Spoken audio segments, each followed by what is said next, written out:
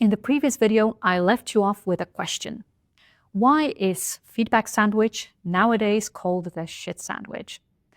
And here's the answer. Well, there are two important things to consider. The first one is you've hired smart people, haven't you?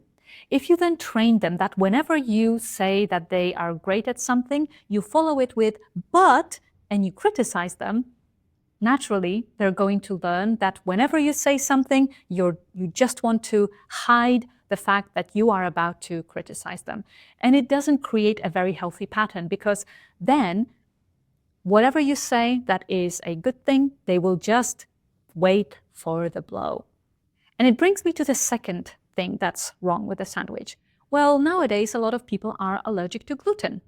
So they will not hear the good things. They will only focus on the critique, which is not great, because if they are actually doing something good, they should savor it. The second thing is, some people don't eat meat.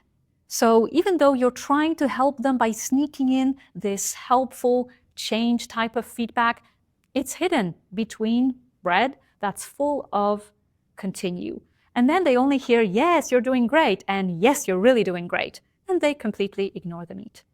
So this is not effective, and also can be very confusing and demotivating for your employees. What's the solution then? Well, the solution is to keep these two apart. So when you give continue type of feedback, focus only on that. And when you give change type of feedback, focus only on that. So that your employees continue to be motivated, so that they are motivated to grow and develop. How many continue types of feedback should you have before you engage in change type of feedback? Well, the scientists haven't agreed on that yet, but the most extreme cases say 7 to 1. So 7 times you need to give them continue type of feedback, and only then can you give them change type of feedback. Others say 5 to 1, and some say 3 to 1. But as you can see, every single time, more continue and less change. Right now, we're going to deep dive into change type of feedback and how you can make it more effective. And I just want to briefly remind you, yes, it's all about trust. If you have their trust, even when you give them change type of feedback, they find it motivating because they know that it will help them grow and develop. I'm going to tell you a story. I want you to imagine that you've had a horrible, exhausting week. On Friday, you enter a train, and together with you, a man and 2 children enter the train as well. You sit down and you really want to sit in peace and quiet. But what do you get?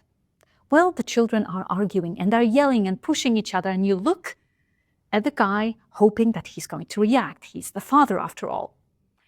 But he does nothing. He just stares at them. Now you try to go into your Zen mode, breathe in and breathe out, but the children are arguing louder and louder, and the guy still sits there and does nothing. So at some point, you stand up, you go to him and say, what kind of a parent are you? Your children are arguing and they are interrupting everyone else. Can you please make them shut up?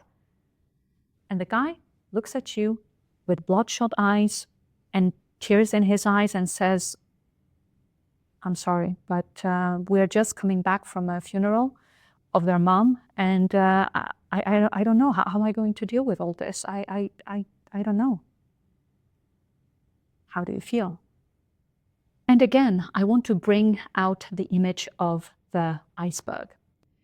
What you see is the tip of the iceberg, the behavior. And maybe you have a reaction to that behavior that you want to comment on. But before you do, think, what is hidden underneath the surface? The things you don't see and don't know about could be their emotional situation.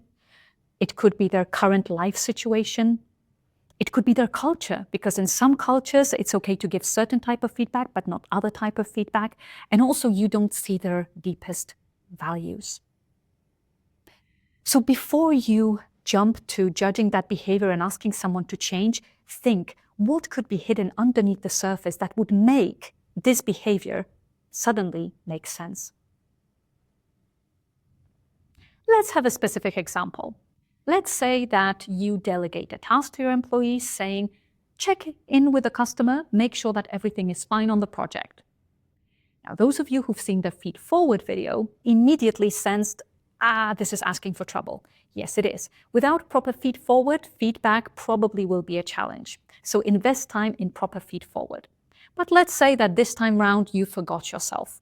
Whenever we create a new habit, this can happen. So then, let's say that you are not happy with the result. What would you say? I'm going to show you a proposal. Now, I told you to check in with the customer. You didn't do it well. A, the customer is now disappointed, and B, we are delayed with the entire project.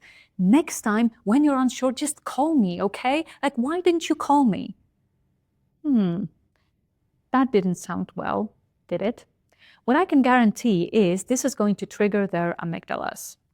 Amygdalas are little almond-shaped structures in our brain, part of the limbic system. They sit next to our brain stem.